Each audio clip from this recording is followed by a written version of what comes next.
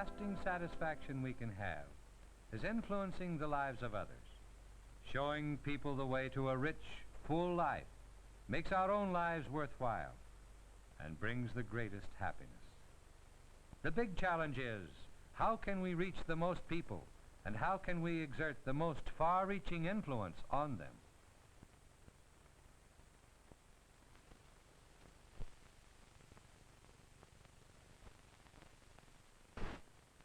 Happy, wholesome, well-rounded family life is the aim of the state and the church.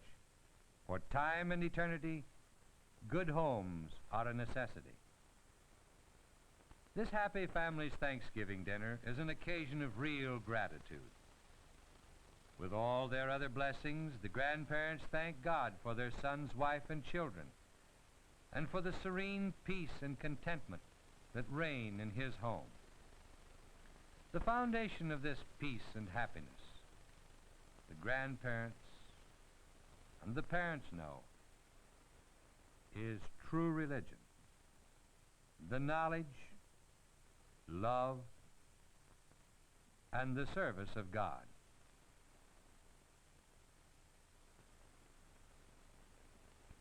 They know that true religion must be implanted early and cultivated zealously. That is why the grandparents and the parents thank God for the sisters who taught them in Catholic schools. They are determined that these children will have the same blessing.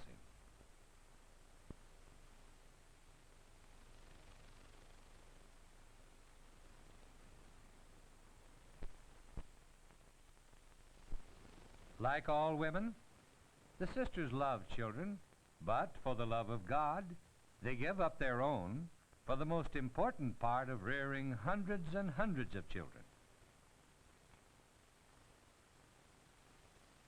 Teaching children the knowledge and the love of God in the critical early years makes their lives rich and happy.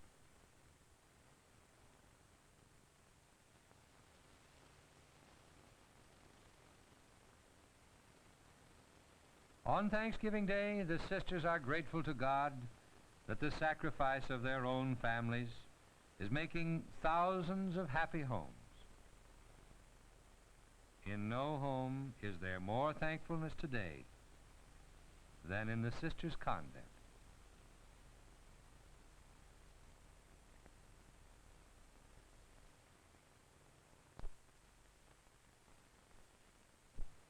These young men in prison are from homes just the opposite of what we have seen.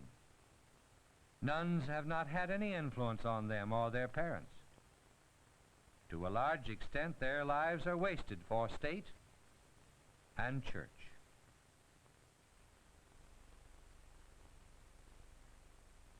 Unfortunately, there are Catholics here, but hardly any of them have had anything like a full Catholic education. FBI statistics show the same thing. Catholic education at the hands of sisters and lives of crime simply do not go together.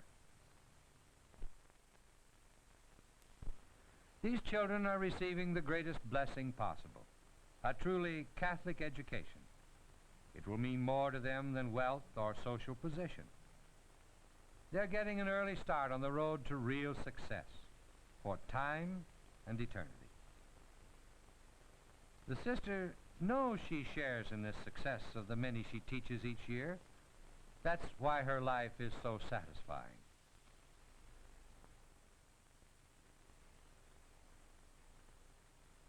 In the long run, the successful life must be based on religion, the most fundamental, the most important subject we study.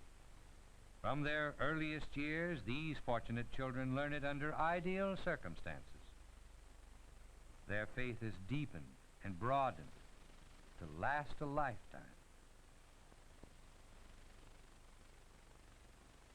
Teaching arithmetic, geography, and all the other subjects is a noble career. But the sister has an advantage over other teachers. While she's doing a good job of teaching reading and writing, she continues to teach religion indirectly all day. They that instruct many unto justice, the prophet Daniel says, shall shine as stars for all eternity. Because the people are so scattered in small rural parishes, the priceless opportunity of Catholic schools is impossible for thousands of children. In their charity and great love for Christ, the sisters sacrifice their well-earned rest and leisure to go out to the small towns and into the country to teach the great truths of religion to these children who would otherwise be neglected. Where distances are not too great, the sisters travel on Saturdays to the country parishes to prepare the little ones for First Communion and to give them a regular, systematic grounding in their faith.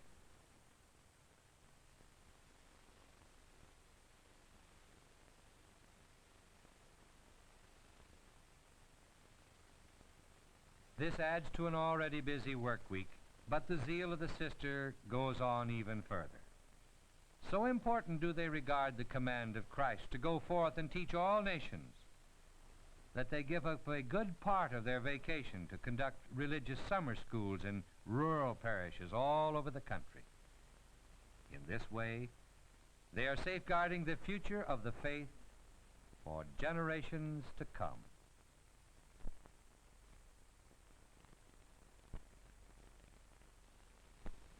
The thousands of orphan children so dear to the heart of Christ are the sisters' special concern. They provide homes for these little ones. They clothe, feed, and teach them. Even more important, the sisters give them that love and that security without which they could not develop normally. Each sister in an orphanage is a mother to hundreds who otherwise would never know this loving care.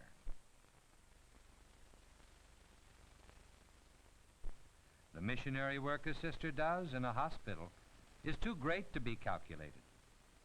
Her kindness, flowing from the love of Christ, impresses the sick far more than books or sermons.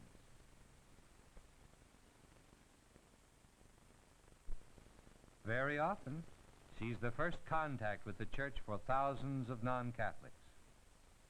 No greater force for breaking down prejudice exists than the cheerful, kind sister working in a hospital. This powerful influence for good she multiplies still further by inspiring the nurses with her own ideals. By word and example, she teaches them that care for the patient's bodies is noble, but that care for their souls is even more wonderful. If a mother's work is never done, it is just as true of a sister. Mid-afternoon comes and school is over for the children, but not for their teacher. Her preparations for the next day's classes are just beginning. Teaching is not just an 8-hour-a-day job for a sister, but her life. Then there is still work to do. Sisters always look so neat and clean, but hours of labor go into that careful appearance that we expect of Christ's representatives.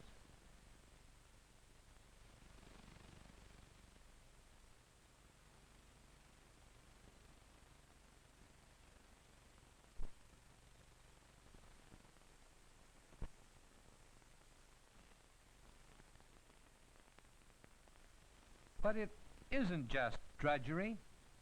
Even ordinary household chores, cleaning, cooking, washing dishes, all are made to count for God. An intense appreciation of the worthwhileness of their whole life and every action in it make happiness and song natural in what for most are just humdrum duties. What is the real secret of a sister's life? That life so many find it impossible to understand? Just one thing explains it. The source of her strength and joy is her life of prayer. This life of prayer is the reason why a nun can be happier and more contented amid privations than those who have all the things of this world that are supposed to bring happiness.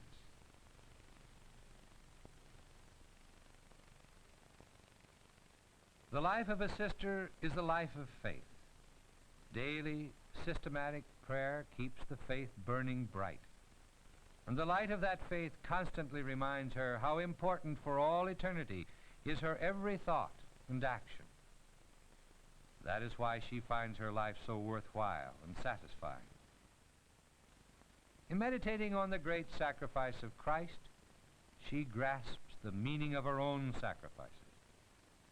United with Christ's sufferings, her privations are not only made bearable, but become sources of joy. Human nature, though, is wavering.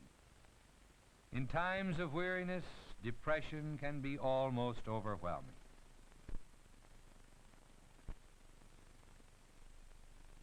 Thoughts like the following bring encouragement and new hope. The life of a priest, like a nun's, is a life of faith. Only an intense faith will lead a boy to consider the priesthood.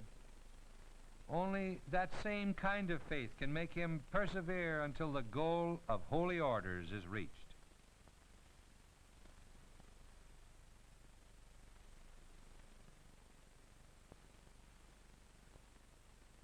A faith of that kind comes alive and is nourished during the years that a boy is taught by the sisters. Helped by their prayers, he builds the faith that makes the priesthood possible in his daily religion lessons from them. For the majority of priestly vocations, the sisters can claim a large part of the credit. And without priests, there would be no Church of Christ. The variety of duties a priest has to perform is obvious.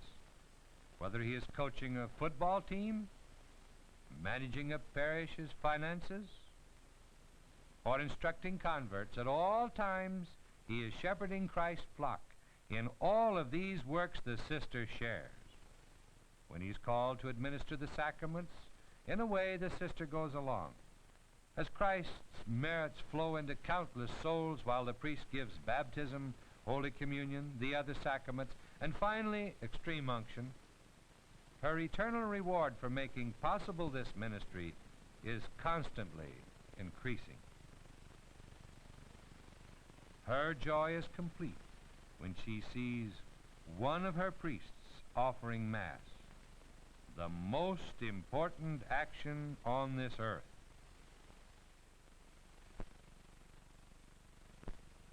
The ideals of many good physicians began to take form in their tender years under the guidance of the sisters. Self-sacrifice and the desire to help others were exemplified daily before their eyes. Hundreds of others in many walks of life, whose careers are devoted to the service of mankind, receive their first inspirations from watching the dedicated lives of their teachers, the nuns. In all of their works, the sisters have a share. The tremendous cause of Christ has many fields of labor. What career can equal that of leading thousands to Christ and His church through the life of a nun? These sisters and the many other congregations they represent invite you to take up the challenge and join them in the cause of Christ for eternity.